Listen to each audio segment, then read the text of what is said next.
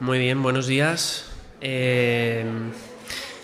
Gracias al fantástico grupo de alabanza, tres personas ahí guiándonos y qué bien sonaba, ¿verdad? Pero bueno, gracias también al Señor que, ahora que estábamos celebrando la cena, pensaba en el Salmo 23, ¿no? Salmo 23, 5 dice que preparas mesa delante de mí, en presencia de mis angustiadores, en presencia de los que me acusan, ¿no? Y normalmente pensamos, bueno, esto es para los que están bautizados, pero el significado es mucho más profundo, la verdad. El Señor nos está invitando a su mesa y está haciéndolo delante de aquel, el acusador, ¿no? Satanás, aquel que nos impide tener acceso a Él, ¿no? Aquel que nos incita a pecar. Y eso es solo porque el Señor lo ha hecho posible, así que es una bendición poder participar de ello, ¿no? Hemos cantado acerca de estar en la presencia del Señor, ¿no? Y me alegro mucho que estéis, que cada uno, me refiero a nivel individual, que estés aquí hoy, porque eran las 11 y pensábamos, oye, se nota el verano, ¿no? Qué poquitos somos hoy, y de repente ha venido un grupo de gente y me alegro mucho porque sinceramente creo que no es casualidad, no creo en las casualidades, así que si estás aquí creo que es porque el Señor, pues, por supuesto que puede utilizar su palabra en ti, y he orado mucho por este culto y por tu corazón y espero que puedas también recibir el mensaje de esta mañana. La predicación de hoy va a ser un poquito distinta. Voy a hablar de datos y voy a hablar de información en general. Me encanta la información, entonces es inevitable para mí hablar de ella. Pero, por supuesto, el corazón del mensaje es la palabra del Señor, es el Evangelio, así que espero que lo podáis percibir así, y si no, pues luego podemos conversar o lo que sea. Mirad, me gustaría hablaros de un descubrimiento científico, y no un descubrimiento científico cualquiera, sino el principal descubrimiento científico, en concreto de la rama de la astrofísica, que se ha producido en los últimos años, podríamos decir en las últimas décadas, y que tuvo lugar en 2019. Y era algo tan sencillo sí, pero no, ahora me explicaré. Era algo tan simple como una fotografía, uno de los mayores descubrimientos de la ciencia moderna, de la ciencia contemporánea. ¿Por qué digo que era sencillo? Porque es verdad, era una fotografía, no os estoy engañando, pero es algo mucho más complejo. Era una fotografía, la primera fotografía digital y a color de un agujero negro supermasivo. ¿Sabéis los agujeros negros lo que son? ¿Sí? Estos bicharracos que se encuentran en el espacio ahí, que se lo tragan todo. Pues es la primera fotografía digital y a color que tenemos de un agujero negro supermasivo, y en concreto es el que se encuentra en el centro de la galaxia M87, que está ubicada a 53 millones de años luz de la Tierra. Te dicen 53 millones de años luz y piensas, ¿qué voy a comer esta tarde, no? Imposible asimilar tal cantidad de datos, ¿no? Creo que tenemos la foto, no sé si podemos ponerla. Vale, ahora aparecerá la foto, pero mirad, la imagen fue tomada por medio de un proyecto innovador que lo que hacía era combinar los diferentes telescopios especiales, no los telescopios que tiene el niño de la película de ET en su cuarto, sino los telescopios que sirven para esto, todos los que estaban repartidos en el planeta. Y en este proyecto trabajaron equipos de astrofísicos de diferentes universidades y de diferentes instituciones científicas. O sea, gente que está normalmente enfrentada entre sí. Gente que normalmente compite por ver a ver quién es el que saca la última novedad, a ver quién es el que compite, a ver quién es el que descubre lo último, ¿no? Pues en esta ocasión se agruparon para utilizar todos los telescopios que pueden tomar este tipo de imágenes y hacer esta imagen. Ahí la tenemos. Este es el agujero negro supermasivo que se encuentra en el centro de la galaxia M87. ¿Qué os parece la imagen? No tiene mucho de espectacular, ¿no? Te lo venden como lo estoy vendiendo yo y dices, buah, me puedo esperar aquí algo genial, ¿no? Y luego lo ves y no deja de ser un anillo inexacto, ¿no? De color naranja, y seguro que si le pidiéramos a algunos de nuestros chicos que dibujaran algo parecido lo harían muchísimo mejor y más bonito, ¿no? Pero ¿qué pasó? Que la fotografía empezó a circular en redes sociales, ¿no? La gente empezó a compartirla en Instagram, en Twitter, en Facebook, y la gente no solamente compartía la foto, sino que compartía los sentimientos que le generaba esta imagen. Aquello que la contemplación de esta imagen les hacía sentir. Miraban esta foto y compartían, pues mira, esto me hace pensar en esto. Y no solamente la gente que miraba la fotografía, sino que también uno de los principales responsables del proyecto. O sea, una de las personas que estuvo coordinando todo el trabajo en equipo, después publicó un libro y en ese libro explicaba cómo había sido el proceso del trabajo para agrupar a tantos científicos de tantos países distintos y los telescopios, pero también hablaba de los sentimientos, de las impresiones, de aquello que le producía contemplar esta imagen. Se llama Heino Falke, es alemán. Mi pronunciación seguro que no es correcta, pero es lo mejor que puedo ofreceros. Falke decía lo siguiente sobre los agujeros negros. Decía, los agujeros negros representan nuestros miedos más básicos. Marcan el final total y son la personificación de máquinas despiadadas de destrucción. Al final está escribiendo un libro, tiene que vender copias, tiene que gustarse, ¿no? Decía, en nuestra imaginación los agujeros negros simbolizan la nada devoradora, un límite en el que acaba toda la vida y comprensión, la visión de las puertas del infierno. Uno de los responsables del proyecto sentía todo esto cuando observaba la imagen por la que había estado trabajando durante años. Al final, como seres humanos, una de las cosas que más miedo nos da es la soledad, es el vacío, ¿no? Todo lo que decía este hombre, soledad, vacío. ¿Quién no quiere tener la seguridad de que va a llegar al final de sus días, ¿no? Cuando uno es anciano o está enfermo y va a tener a alguien ahí al lado? Va a tener ahí alguien al lado que le cuide, a alguien con el que poder hablar, a alguien con el que poder compartir pues cómo se siente en su enfermedad o en su vejez, ¿no? Todo lo que ha vivido en esos años. Y también al mismo tiempo, ¿quién no ha tenido miedo alguna vez ante la idea de que después de todo esto, después de esta vida, solamente hay eso, destrucción, un vacío, una nada, simplemente oscuridad? La verdad que siempre que he hablado con las personas que defienden esta postura, que la vida se acaba con la muerte, ¿no? Que ya no hay nada más allí, hay una nada precisamente, son capaces de presentarte pues su postura, ¿no? y de mostrarse muy convencidos, pero no te aportan ningún consuelo, ¿no? Si todo lo que te espera después de esta vida es vacío, soledad, nada, inexistencia, al final eso no consuela en nada, ¿no? Uno se pregunta, ¿por qué estoy haciendo todo lo que estoy haciendo? ¿Por qué estoy aquí mismo ahora parado delante de vosotros hablando? Mirad, nos da tanto miedo a todos la soledad y el vacío que, como decía este científico, Heino Falke, a veces nos gusta ser creativos y ponerle imagen a la soledad, ponerle un aspecto tan llamativo y tan abstracto como puede ser la imagen de un agujero negro. Aunque en el fondo sabemos que eso está muy lejos, tan lejos como 53 millones de años luz. Sabemos que eso no va a ser una amenaza ya no solo para nosotros, ni para nuestros hijos, ni para nuestros nietos, sino 20, 30, 100, 200 generaciones. Eso no va a llegar aquí.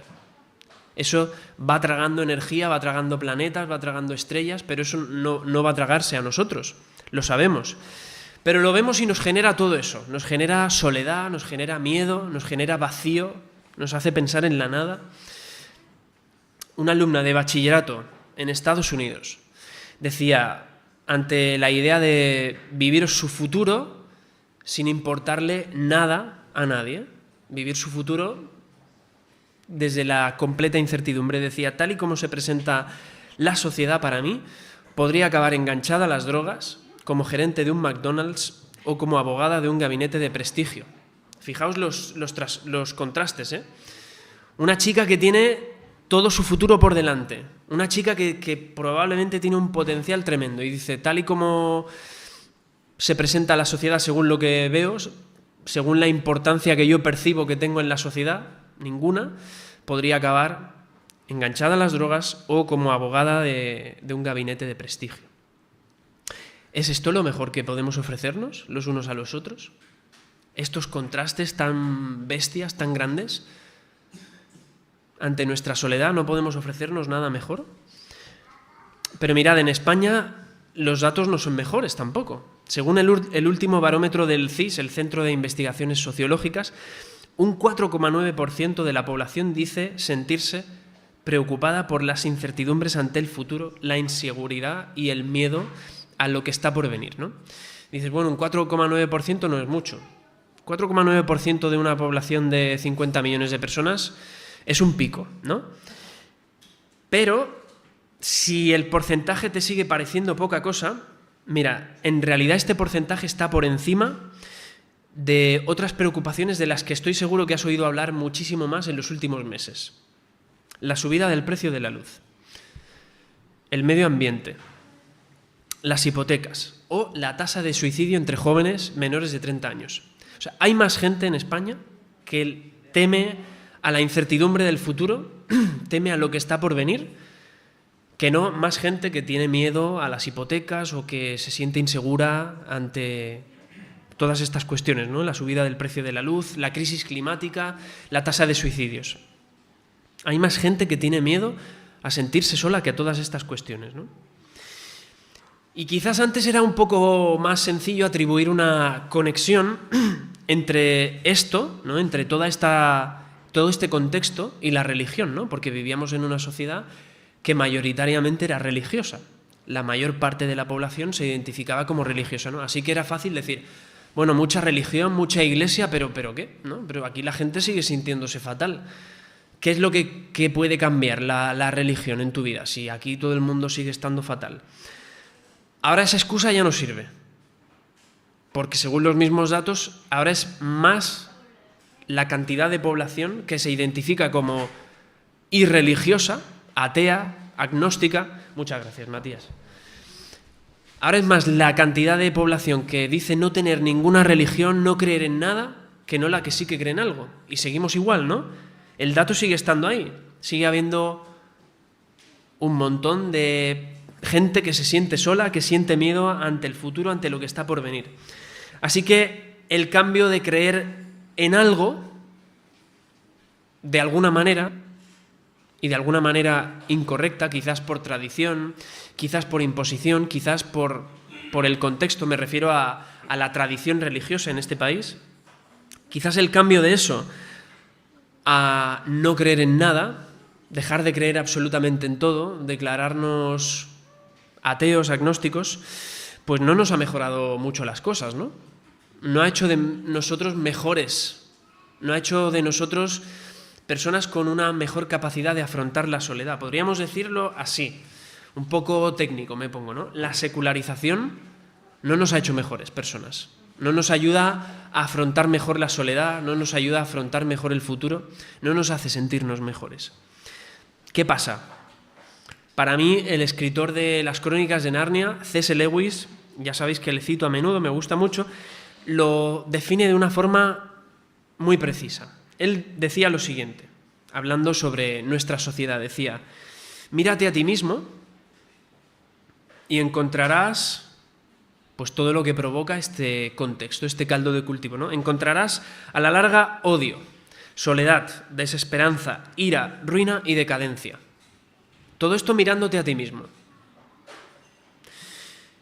Al final el problema, según Lewis, no tiene que ver tanto con el contexto. Seguro que habéis oído eso de hoy, si yo hubiera nacido en otro país, o si yo hubiera nacido en otra familia, o si mi vida hubiera sido diferente, yo hubiera sido mejor persona, ¿no? Yo hubiera hecho las cosas mejor. El contexto importa, no quiero ser simplista, importa. Pero lo que dice Lewis, y en eso yo pienso que podemos estar de acuerdo, es que el contexto no tiene la última palabra en nuestra vida. El contexto no eres tú. Las personas no somos nuestras circunstancias. El problema principal, dice Lewis, está en ti, está en mí, en cada uno de nosotros. Pero hay esperanza. Después de decir esto, después de decir mírate a ti mismo y encontrarás todo esto, decía lo siguiente. Mira a Jesús. Pon tus ojos en Jesús y lo encontrarás a Él y con Él todo lo demás, con Él todo lo que necesitas. Y esta es la idea de lo que tiene que decirte la Biblia en esta mañana, según te sugiero, y también ante este panorama en el que vivimos de soledad, de frustración, de miedo ante el futuro, de inseguridad, de incertidumbre. Esto es lo que tiene que decirte la Biblia, que Dios se ha acercado a ti. Dios está tan cerca de ti que puede realmente transformar tu situación, que puede realmente transformar tu vida. Dios es el Dios cercano. No es el Dios que se ha acercado, no es el Dios simplemente que está cerca, sino que es el Dios cercano. Eso le define también en su carácter.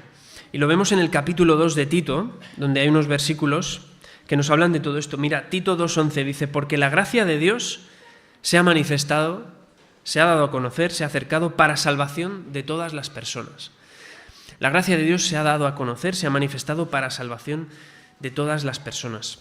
Dios se ha acercado a ti y lo ha hecho de una forma en concreto, no lo ha hecho de cualquier forma. Dios no te ha embestido, no se te ha llevado por delante, ni se ha acercado a ti, pero se ha quedado lo suficientemente lejos como para no poder intervenir en tu situación. Se ha acercado a ti con una intencionalidad, no lo ha hecho por medio de un accidente cósmico, como pasaba con nuestro agujero negro. Dice la Biblia que lo ha hecho de forma intencional, y esa forma intencional es para salvarte, para darte salvación y hacerlo por gracia. Pero ¿qué es esto de la gracia, no? Es otro palabrejo religioso, otro palabrejo que utilizáis las personas que creéis en Dios, ¿no? Gracia. No lo entiendo. Mirad, Heino Falke, ¿os acordáis de este científico que mencionaba al principio? Decía lo siguiente en su libro también, decía, es una gran gracia que se nos permita ver una parte del universo. Al final el hombre está contento, ¿no? Está probablemente ante el que sea su mayor descubrimiento. Este hombre probablemente en su carrera científica no vaya a hacer otra cosa, más que lo que ha hecho. Así que está contento y dice, es una gran gracia que podamos ver cosas como la imagen que hemos visto, ¿no? Os sugiero lo siguiente, al final, cuando la Biblia habla de gracia, se refiere en concreto a aquello que tiene la capacidad de sorprenderte. Y por sorprenderte no me refiero a las cosas que nos sorprenden hoy, ¿no? El paquete que te trae el repartidor a tu casa y dices, oh, qué sorpresa, qué guay, aunque lo habías comprado y ya sabías que te iba a llegar, ¿no? O no es el regalo que te hacen en tu cumple o lo que sea, no. Una sorpresa que impacta tu vida. Una sorpresa de esas que dices, de esto me acordaré toda la vida. Esto realmente lo cambia todo. Y con eso se refiere la Biblia cuando habla de gracia, aquello que tiene la capacidad de generar esa sorpresa en ti. ¿Y qué es esa sorpresa? El Evangelio. El Evangelio es sorpresa porque lo que nos está diciendo es que no tenemos que vivir esta vida como solitarios.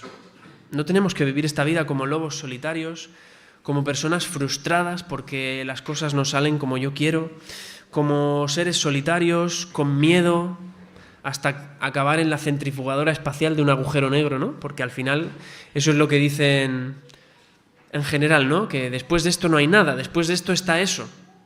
El M87, el agujero negro M87, y ahí vamos a acabar todos. Pues el Evangelio es sorpresa porque te dice que no tienes que acabar tu vida así. El Evangelio te enseña la gran sorpresa de la gracia de Dios. ¿Y cuál es esa gracia? Pues mira, muy sencillo. Dios pensaba en ti. Pensaba en ti antes de todo. Antes de que este mundo existiera, antes de que existiera el universo, antes de que existiera el agujero negro de la galaxia M87, Dios estaba interesado en ti. Y no solamente pensaba en ti y estaba interesado en ti, sino que te amaba, te buscaba desde el principio. Y esto lo hacía porque Él ha querido, no porque nadie le dijera, mira, en el año 2024 va a vivir un chico con gafas redondas, una chica con el pelo rizado, un niño muy inquieto que se llama Caleb, que está por ahí jugando. No. Él ha querido amarte, Él ha querido pensar en ti antes de crear todo esto. Lo define mejor un escritor llamado Francis Schaeffer. Francis Schaeffer dice, alguna cosa estaba ahí antes. Ahí había algo antes. Dice, algo estaba ahí antes del universo, antes de los planetas, antes de las estrellas y antes que todo lo creado. Algo había ahí. El amor con el que Dios se ha acercado está ahí, desde siempre para ti. No es como un amor de verano, no es como nuestras relaciones amorosas, ¿no? Que muchas veces nos provocan dolor, nos sorprenden pero de forma negativa. Muchas veces somos muy malos amando a las personas a las que queremos. Pues el amor de Dios no es así, estaba ahí desde siempre y estaba para ti. Siempre ha estado ahí. También antes que los temibles agujeros negros que ahora vemos y que nos quedamos sorprendidos, ¿no? Pero es que además de esa forma, hemos hablado de la forma, ¿no? Que es la gracia, el medio por el que Dios se acerca a ti es la gracia, ¿no? Pues además del medio, además de la forma, la Biblia nos dice que Dios se ha acercado a ti de una forma tan específica que nos hace pensar en una persona. Dios se ha acercado a ti en alguien en específico, en un nombre, una persona, un cuerpo. Otra vez Tito, capítulo 2, versículos 13-14, nos habla la Biblia ahí de nuestro gran Dios y Salvador Jesucristo. Nuestro gran Dios y Salvador Jesucristo, quien se dio a sí mismo por nosotros para redimirnos de toda iniquidad. Podrías pensar que la idea de la gracia es bonita, ¿no? Pero no te acaba de convencer. Dices, me gusta esa idea de la gracia, ¿no? De que Dios pensaba en mí antes de que todo fuera creado. Y me gusta que Dios se haya acercado de esa forma, ¿no? Sin exigirme nada a cambio. Pero me sigue faltando algo, me sigue pareciendo abstracto. Me sigue costando ver a Dios cercano, simplemente hablando de gracia, ¿no? Al final, mañana va a sonar el despertador y el que se va a levantar voy a ser yo. Al final, el que sale a caminar por la calle cuando hace calor soy yo, ¿no? Dios no ha conocido todo esto. ¿Qué me respondes si te digo que lo específico, lo tan concreto que buscas de Dios es Jesús? ¿Qué te parece? Dios se ha acercado tanto a ti hasta el punto de hacerse humano, hacerse carne y hueso. La eternidad, que no comprende de espacio, que no comprende de tiempo, limitada en un cuerpo humano. Unos ojos a los que mirar, nosotros no lo vemos físicamente, pero en un momento concreto de la historia de la humanidad, Dios ha sido unos ojos a los que mirar, un cuerpo, una figura humana a la que reconocer, unas manos a las que tocar. Increíble, ¿no? Dios se ha limitado, pero ha mantenido la totalidad de su naturaleza divina. Mirad, ha experimentado la fragilidad y la dependencia de un bebé. Ha nacido como un bebé. Dios, siendo bebé, ha experimentado también la irrelevancia de un niño. Y digo irrelevancia no porque los niños me parezcan irrelevantes, pero es verdad que a lo largo de la historia de la humanidad, pues los niños en cada contexto histórico se les ha dejado un poco de lado, ¿no? No se les ha hecho muy partícipes. Ha experimentado también la necesidad de obedecer a unos padres como adolescente, siendo Dios. Ha experimentado también la dificultad que supone la entrada al mercado laboral como joven que acaba de terminar sus estudios y está ahí que no sabe qué hacer muy bien. Ha caminado por la arena, pero también ha caminado por el agua. Dios y hombre. Ha sentido hambre, pero también ha dado de comer a miles. Ha tenido sed, pero también ha ofrecido su agua a otros y les ha dicho que es un agua de vida, un agua que quita la sed. Ha encajado las preguntas trampa que le hacían sus oponentes y no lo ha hecho como los debates que vemos ahora, mandándoles a la porra o dejándoles de hablar, sino escuchándoles con amor y respondiéndoles, invirtiendo tiempo incluso en aquellos que buscaban su muerte. Ha sanado las enfermedades de muchos, pero él mismo ha sido herido, ha experimentado el dolor en su cuerpo, ha resucitado a algunos de la muerte, pero él mismo ha muerto en la cruz. Ha muerto por ti, ocupando tu lugar, ha muerto por mí también. Y él también ha resucitado, y ha resucitado por ti y por mí. Como dice el versículo que hemos leído, ha resucitado para perdonar nuestro pecado, nuestra maldad. ¿Qué te parece esto? ¿Te parece un retrato más cercano de Dios? ¿Te sigue costando tanto visualizar a Dios? Unos ojos a los que mirar, la forma de un cuerpo que ha vivido en nuestra historia, que ha caminado nuestros caminos, que se ha juntado con nosotros. Quizás me preguntas, ¿cómo puedes afirmar esto, no? ¿Por qué estás tan seguro de que es Jesús y no otro nombre? ¿Qué manía tenéis los cristianos con hablar de Jesús? ¿Por qué no habláis de otro, no? El Nuevo Testamento está escrito en otro idioma. No, tranquilos, lo que nosotros tenemos son traducciones completamente fiables, pero originalmente el Nuevo Testamento no estaba escrito para españoles del año 2024.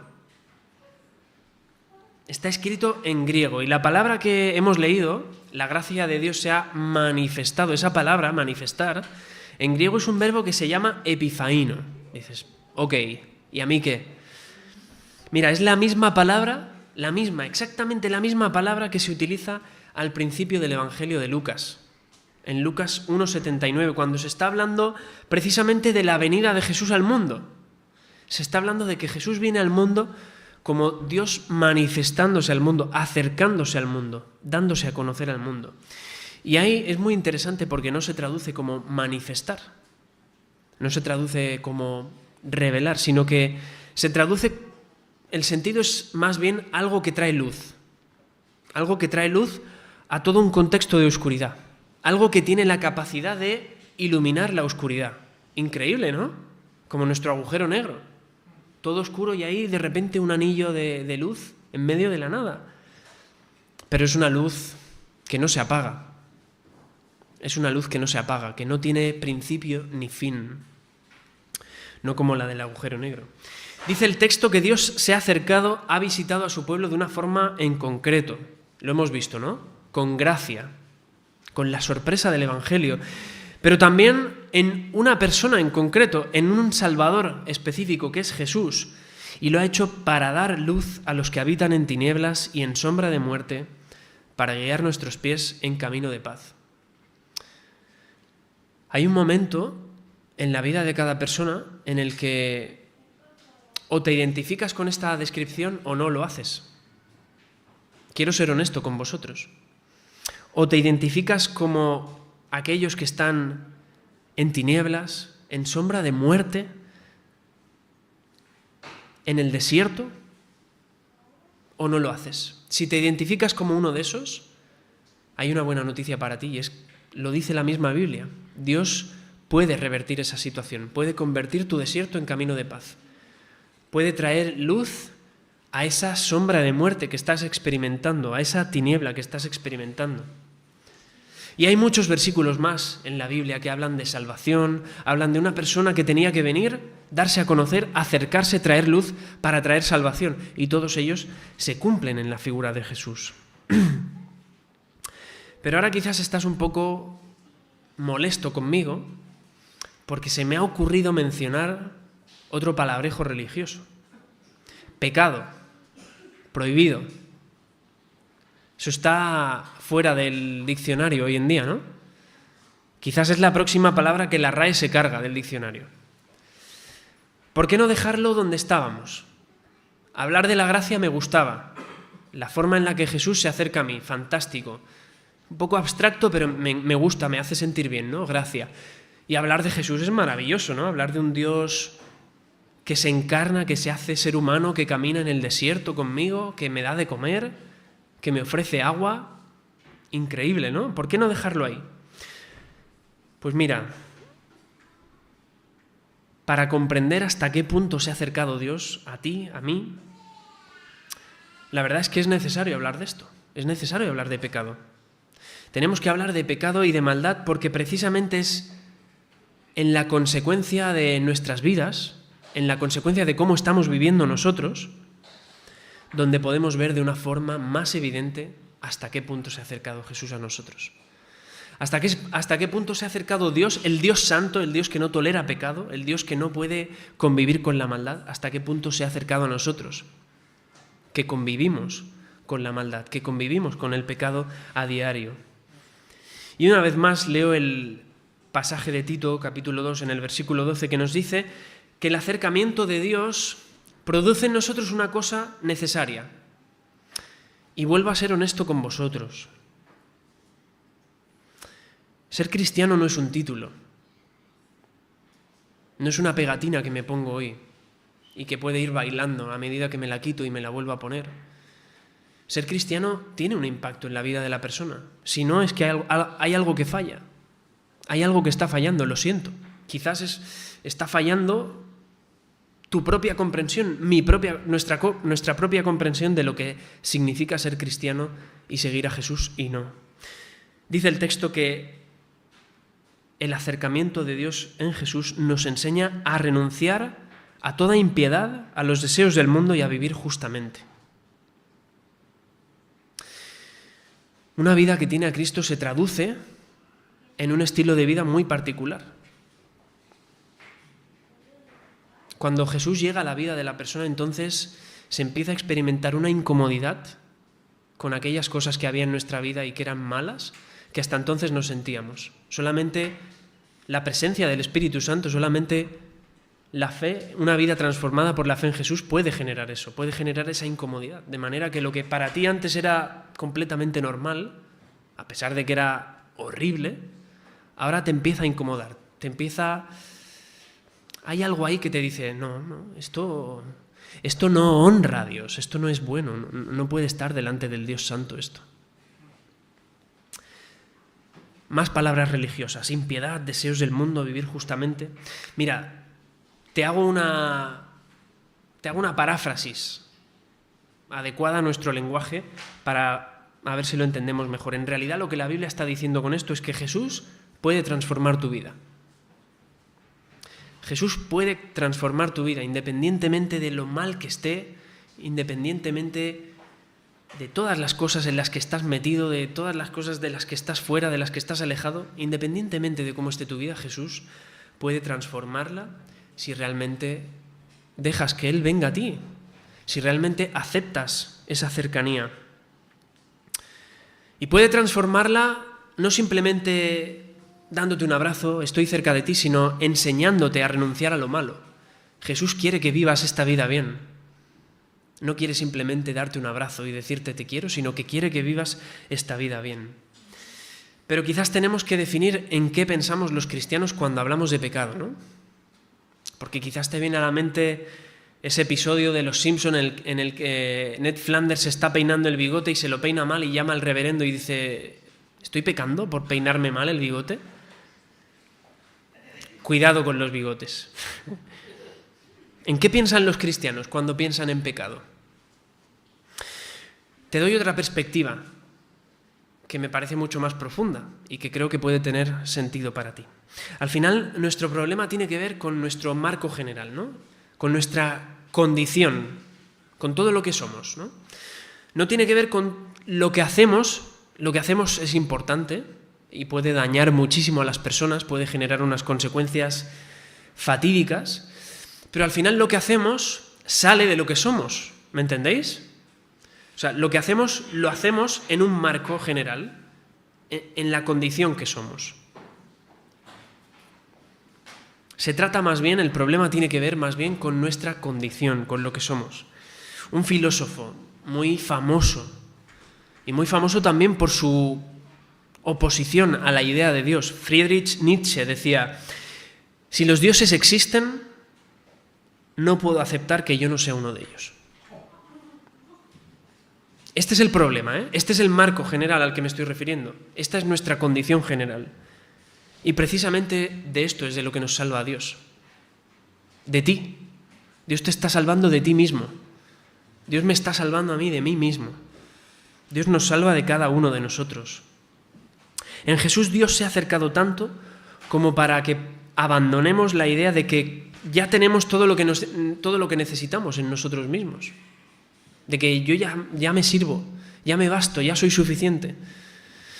En Jesús Dios se acerca tanto al ser humano como para desistir de la idea de que tenemos la capacidad de proveernos a nosotros mismos del bienestar que necesitamos y que deseamos, de la salvación que necesitamos.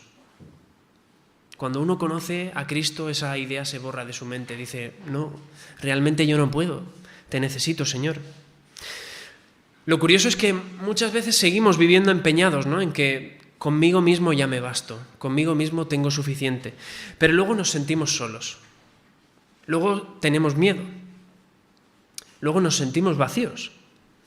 Y nos sentimos tan solos, tan vacíos, tenemos tanto miedo, que alguien le hace una foto a un agujero negro en el espacio y en lugar de pensar, mira, un agujero negro, lo primero en lo que pensamos es muerte, destrucción, vacío, soledad, nada, devoradora. Hay algo que está mal. Hay algo que falla. Nos abandonamos los unos a los otros en nuestro sufrimiento, ¿no? ¿Quién se ha interesado por esta chica del bachillerato de Estados Unidos que decía, tal y como se presenta la sociedad para mí, podría acabar enganchada a las drogas o como abogada en un gabinete de prestigio? ¿Quién consuela a esta chica? ¿Quién le da otra perspectiva? Pensamos que vivimos siendo dioses autosuficientes, creyéndonos completamente íntegros, a pesar de que nuestras motivaciones son defectuosas, son fallas, son malas. Solamente buscamos nuestro propio bien, nuestro crecimiento, nuestro propio ego. Así que en todo esto es en lo que piensa un cristiano cuando habla de pecado. Un error de fábrica, venimos mal, es un fallo de condición, no tiene que ver simplemente con lo que haces, sino que es un problema que tú no puedes resolver, necesitas que otro lo resuelva. Y es necesario hablar de esto porque, como os decía, es cuanto más evidente se hace la luz que trae Jesús al mundo. Es cuanto más evidente se hace la gracia que Dios manifiesta. Es cuanto más evidente se hace lo mucho que ha tenido que superar Dios para acercarse a nosotros. El Dios santo, el Dios que no tolera el pecado, para acercarse a nosotros, criaturas pecaminosas. Y también es necesario hablar de esto porque es lo único que nos espera si rechazamos la única oferta que tenemos sobre la mesa. A Dios no se puede llegar de muchos caminos, ¿no? No sé si esto lo habéis escuchado también de alguna persona. No, hay muchos caminos para llegar a Dios. Mentira. Solamente hay un puente, solamente hay un camino, solamente hay un medio. La gracia que se nos ha ofrecido en Cristo. Si rechazamos esta oferta, no hay otra. Cuidado, no queda otra oferta. No hay otro puente, no hay otro camino. Solo hay salvación en Jesús. Si le rechazamos, vamos a estar separados de Él por la eternidad. Y separados de Él, lo único que podemos hacer es vivir este estado permanente de frustración, de soledad, de miedo, de incertidumbre, de incomodidad por la eternidad. ¿Os imagináis esto por la eternidad? Esto es el infierno. El infierno no es el agujero negro comiéndoselo todo, sino todo lo que vivimos antes de entregar nuestra vida a Cristo, todo lo que vivimos separados de Dios por la eternidad. ¡Qué terrible! Conclusión. Tengo una buena noticia para ti. Una buenísima noticia. Tu vida no está destinada a acabar siendo absorbida por un agujero negro. Tu vida no tiene por qué acabar ahí, en la centrifugadora del espacio que se lo traga todo. Dios, el Dios que ha creado el universo, el Dios que ha creado los agujeros negros, se ha acercado tanto a ti, tantísimo a ti, en Jesús, como para salvarte del peor agujero negro que eres tú mismo, que soy yo, el que tienes a tu lado sentado. Dios se ha acercado tanto a ti en este mundo de soledad, de frustración, de miedo, de vacío, de ansiedad, de depresión, y lo ha hecho para que le conozcas, para que disfrutes de una relación con Él, y no una relación pasajera, no un amor de verano, una relación eterna, una relación que puede satisfacerte por la eternidad. El científico que os mencionaba al principio, Heino Falke, el que lideró el proyecto para tomar la fotografía que hemos visto, decía lo siguiente en su libro. Decía, si Dios solamente es para mí, si Dios es para mí no solamente un concepto, si Dios es para mí más que un concepto, sino también una persona, entonces espero que Dios sea alguien delante de mí. alguien de quien pueda y deba esperar algo nuevo hoy y mañana. Dios, como alguien enfrente de mí, hace posible los encuentros. Esto decía este hombre. Dios puede hacer algo nuevo en tu vida hoy y mañana. No necesitas que lo haga cada día. Hemos celebrado la cena del Señor. El Señor ha muerto en la cruz y ha resucitado. Eso ha ocurrido una sola vez. Tenemos más que suficiente.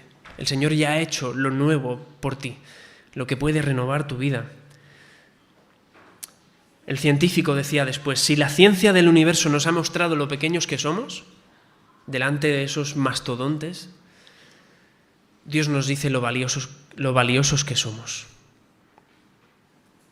Si te sientes tan minúsculo en este mundo, en este universo de galaxias, de agujeros negros, hay un Dios al que le importas, hay un Dios que estaba interesado en ti, que te amaba desde antes que todo eso existiera. Jesús es el Dios cercano. Jesús es el Dios que se ha acercado tanto a ti como para mostrarte semejante amor. Se ha acercado a ti con gracia para transformar tu vida, para que vivas tu vida bien, para que todo lo malo, toda la impiedad, todo lo que hemos leído acabe en tu vida y darte esperanza. Una esperanza que va más allá de todo lo que está ocurriendo en el espacio, todo lo que está ocurriendo en la calle, todo lo que está ocurriendo ahora mismo en tu vida. Así que en esta mañana quería invitarte a que si todavía no le conoces personalmente, si todavía no le puedes llamar mi Salvador, mi Señor, mi Jesús, te invito a no dejar pasar el tiempo. Te invito a que no dejes dejar pasar más tiempo, a que hoy mismo consideres la invitación que Él te está haciendo, la oferta que Él te está dando, y a que hoy mismo puedas experimentar ese encuentro con Él. Oramos.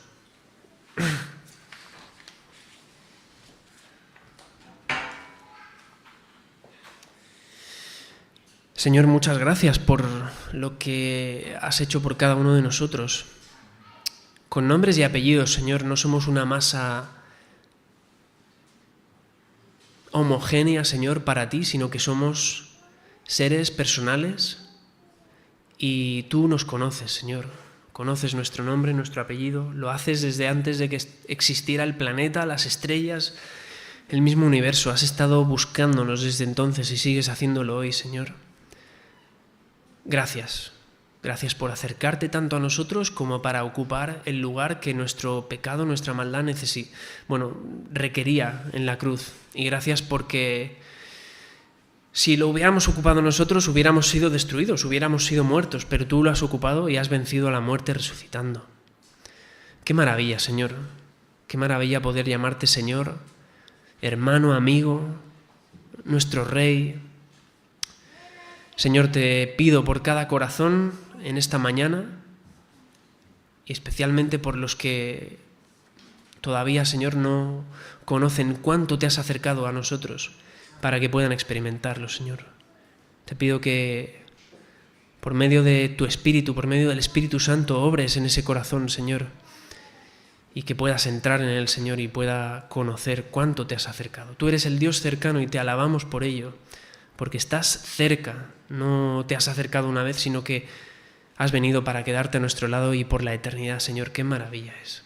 Te damos gracias por ello y te adoramos en el nombre de Jesús. Amén.